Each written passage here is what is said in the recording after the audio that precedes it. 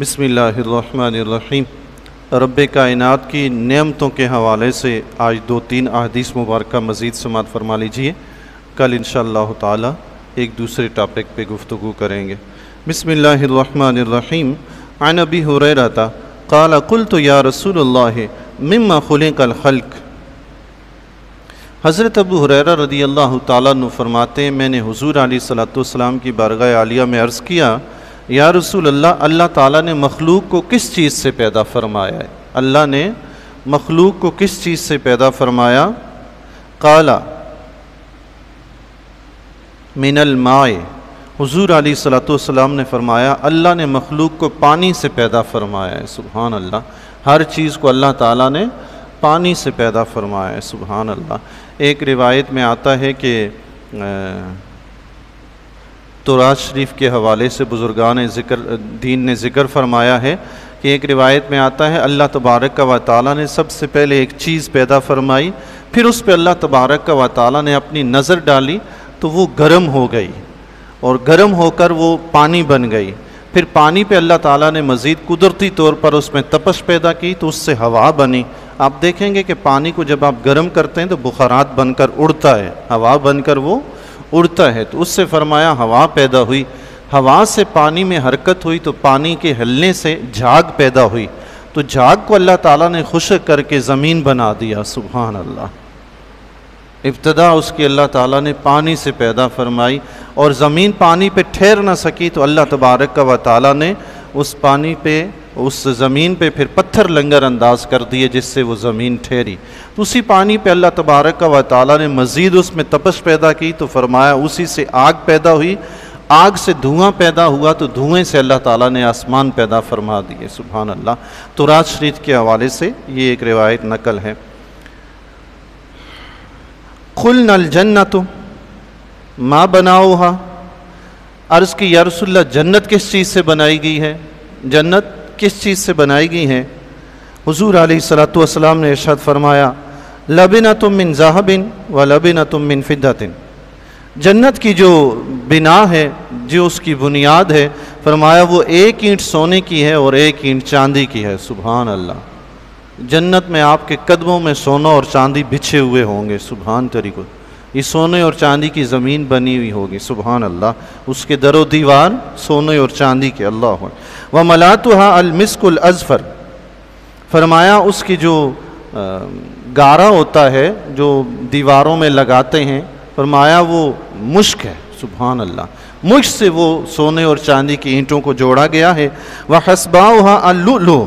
اور اس کی کنکریاں جو ہیں، آپ دیکھتے ہیں راستے میں چلتے ہوئے چھوٹے چھوٹے پتھر، کنکریاں، فرمایا اس کی جو کنکریاں ہیں وہ موتی ہیں۔ سبحان، ہر طرف جنت میں موتی بکھرے ہوئے ہیں۔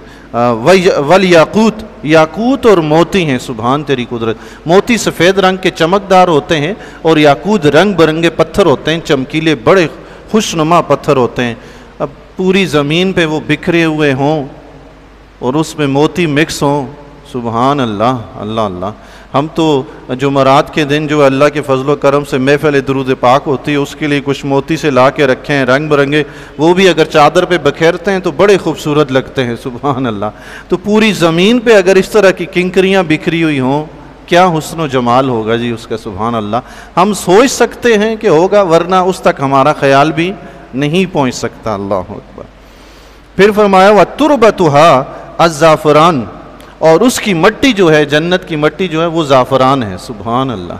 دنیا میں خریدنے کے لیے پتہ نہیں ہزاروں روپے چھٹا کے پتہ نہیں کس طرح اس کی قیمت ہی اتنی زیادہ ہے، اور جنت میں وہ آپ کے قدموں کی مٹی ہوگی۔ سبحان اللہ۔ اللہ اللہ نصیب فرمائے ہم سب کو جنت جانے کی توفیق عطا فرمائے ہیں جی۔ اللہ تعالیٰ ہر مسلمان کو جنت میں جانے کی توفیق عطا فرمائے۔ تو جنت میں جو ہے زعفران، جو دنیا میں ہم خرید ہی نہیں سکتے جی، اتنا مہنگا ہوتا ہے، تو جنت میں وہ قدموں کی مٹی بنا ہوا ہوگا۔ سبحان اللہ۔ من يدخلها ينعم ولا يبأس۔ جو جنت میں داخل ہوگا ہمیشہ خوشحال رہے گا، کبھی پریشان نہیں ہوگا۔ سبحان اللہ۔ ويخلد ولا يموت۔ اس میں ہمیشہ رہے گا، کبھی نہیں مرے گا، موت کی فکر ہی نکال دیں جی۔ سبحان اللہ۔ جنت میں جانے کے بعد کسی قسم کی موت کی کوئی فکر ہے ہی نہیں، بلکہ رب کے ناراض ہونے کی بھی فکر نہیں ہوگی۔ سبحان اللہ۔ چونکہ اس وقت رب کائنات جنتیوں میں اعلان فرمائے گا کہ میں تم سے راضی ہو گیا، کبھی ناراض نہیں ہوں گا۔ سبحان اللہ، رب نے ناراض ہونا ہی نہیں ہے جنت میں جانے کے بعد۔ ابھی تو دنیا میں فکر لگی رہتی ہے نا، یہ غلطی کی کہیں میرا رب نہ ناراض ہو جائے۔ جی سبحان، یہ ناراض یا خوش ہونا دنیا میں ہی معاملہ ہے، جو بھی فیصلہ کرنا ہے دنیا میں ہی کرنا ہے، اس کے بعد آپ کے اعمال کے مطابق ایک ہی فیصلہ ہوگا۔ ہاں، ہمارے پاس جو اختیار ہے اس دنیا کی زندگی میں، اچھا کرنا ہے یا برا کرنا ہے، رب کو راضی کرنا ہے یا نہیں کرنا، آج ہی فیصلہ کر کے جانا ہے۔ جیسا فیصلہ آج کر کے جائیں گے، کل اللہ تعالیٰ ویسا ہی فیصلہ کرے گا۔ رب کو راضی کر کے گئے تو رب راضی ہو جائے گا، ناراض کر کے گئے تو پھر ناراض ہوگا۔ کل بھی میں نے عرض کیا تھا کہ جنت پردے کی جگہ ہے، وہاں پردہ ہوگا، تو دنیا میں جو پردہ پسند کرتے ہیں انہیں پردے والی جگہ ملے گی، جو بے پردگی پسند کرتے ہیں تو انہیں جہنم بے پردگی والی جگہ ملے گی، جہاں مرد و عورت اکٹھے ہوں گے، کوئی وہاں پہ پردہ نہیں ہوگا۔ جنت میں تو پردہ ہوگا۔ جی، تو دنیا میں جیسا آپ اپنے آپ کو بنا کے جائیں گے، کل معاشر میں ویسا ہی سلوک کیا جائے گا۔ اللہ اکبر۔ وَلَا يَبْلَى ثِيَابُهُمْ وَلَا يَفْنَى شَبَابُهُمْ، نہ تو کپڑے پرانے ہوں گے اور نہ ہی جوانی ختم ہوگی۔ سبحان اللہ۔ علماء کرام نے لکھا کہ کپڑے پرانے نہ ہونے سے مراد جنت کی ہر چیز مراد ہے، ہر چیز، کوئی بھی چیز نہ پرانی ہوگی، نہ میلی ہوگی، نہ پھٹے گی، نہ ٹوٹے گی۔ سبحان اللہ، کوئی بھی چیز۔ اس کائنات کو بنے ہوئے تقریباً کروڑوں سال کا عرصہ تو ہو گیا نا، کبھی سورج میلا ہوا ہے؟ کبھی سورج میلا ہوا؟ کبھی یہ ٹوٹا؟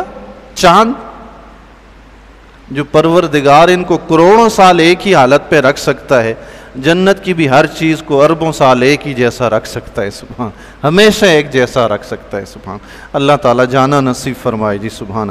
عن علی قال قال رسول اللہ صلی اللہ علیہ وسلم، بڑی خوبصورت حدیث ہے جی، ذوق و شوق سے سماعت فرمائے۔ حضرت علی رضی اللہ تعالیٰ عنہ سے روایت ہے، فرماتے ہیں رسول اللہ صلی اللہ تعالیٰ علیہ وآلہ وسلم نے ارشاد فرمایا، ان فی الجنت لسوقا، فرمایا بے شک جنت میں ایک بازار ہوگا، ما فیہا شرن ولا بیع، اس میں خرید و فروخت نہیں ہوگی۔ حضور علیہ الصلوۃ والسلام نے فرمایا اس جنت میں خرید و فروخت نہیں ہوگی، بازار ہوگا، خرید و فروخت نہیں ہوگی۔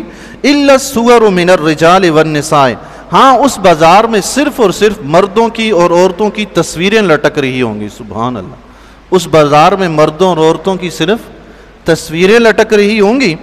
فَإِذَا اشْتَهَى الرَّجُلُ صُورَةً دَخَلَ فِيهَا، تو جب کوئی مرد کسی تصویر کو دیکھ کر یا کوئی عورت کسی تصویر کو دیکھ کر کہے گی کاش میری شکل ایسی ہوتی، فرمایا اس کی شکل ویسی بنا دی جائے گی۔ سبحان اللہ، اللہ اللہ، ویسی شکل بنا دی، انسان نہیں بدلے گا، صرف شکل ویسی بنا دی جائے گی۔ سبحان اللہ، اس کی صورت کی صفت بدل دی جائے گی۔ دنیا میں بھی آپ دیکھیں، بچپن میں انسان کی شکل کچھ ہوتی ہے، جوانی میں کچھ ہوتی ہے، بڑھاپے میں کچھ ہو جاتی ہے جی۔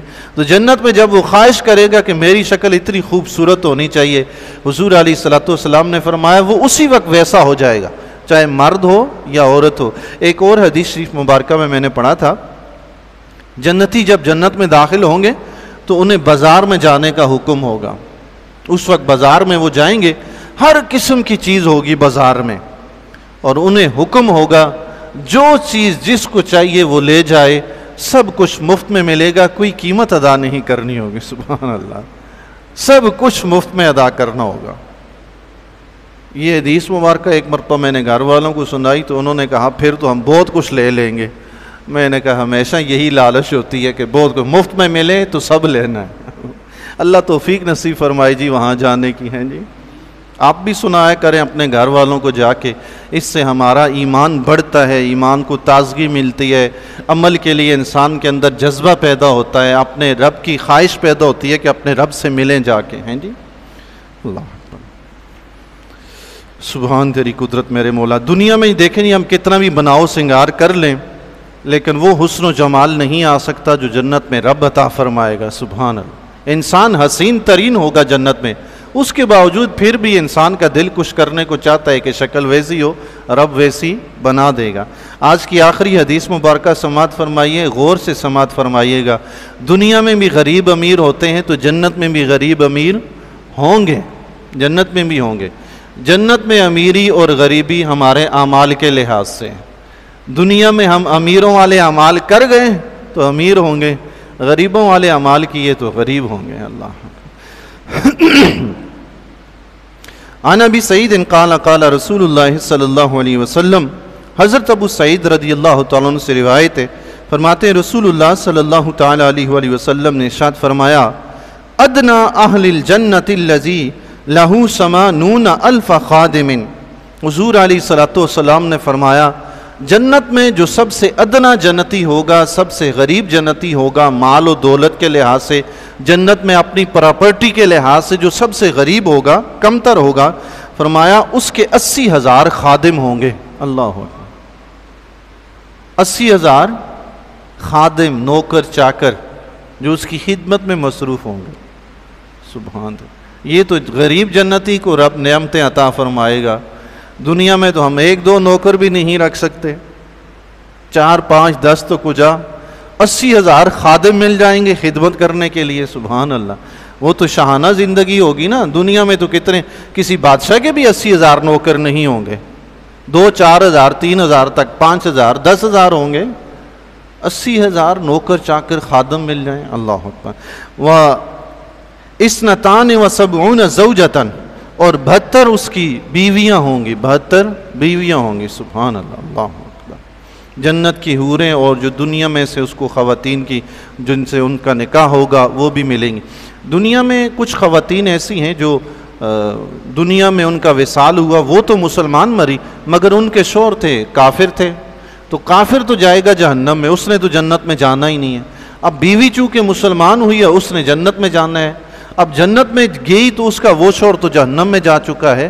تو پھر اس طرح کئی خواتین ہوں گی جو مسلمان ہیں خود، لیکن ان کے شوہر، جس طرح حضرت آسیہ رضی اللہ تعالیٰ عنہا ہیں، وہ دنیا سے مسلمان رخصت ہوئی، ان کا شوہر فرعون تھا، وہ مردود کافر تھا، وہ تو جہنم میں جائے گا، تو حضرت آسیہ رضی اللہ تعالیٰ عنہ کا نکاح جنت میں حضور علیہ الصلوۃ والسلام سے کیا جائے گا۔ سبحان اللہ، اللہ۔